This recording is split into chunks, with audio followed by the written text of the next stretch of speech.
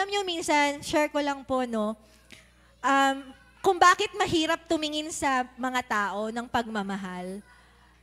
Alam niyo kung bakit? Kasi hindi nila kayang ibigay yung expectation natin. At masakit yun. Alam mo kung bakit sobrang sakit? Sino dito sobrang nasasaktan? Uy, may dami Alam mo kung bakit? Kasi akala mo kaya niyang ibigay yung hinahanap mo. Nag-e-expect ka. Kasi tatay ko siya Kasi nanay ko siya Kasi ate ko siya kuya ko siya Kasi pinsan ko siya, kasi tita ko siya Kasi lolo ko siya, lola ko siya Kasi kapatid ko siya dapat mahal niya ako Kasi anak ko siya tama. Tama, di ba? Naghirap ako para sa kanya di ba? Asawa ko siya Lalo na yung mga mabait ka naman, tapos di ba, binibigay mo naman yung hanggat makakaya mo.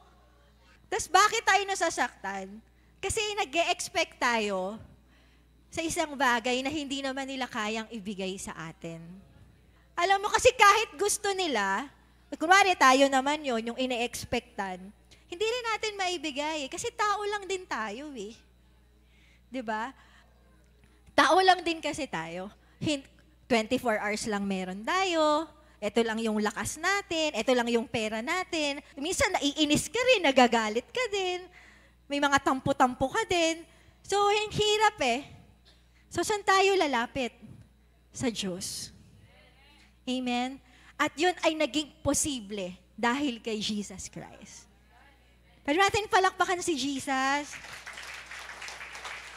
Amen.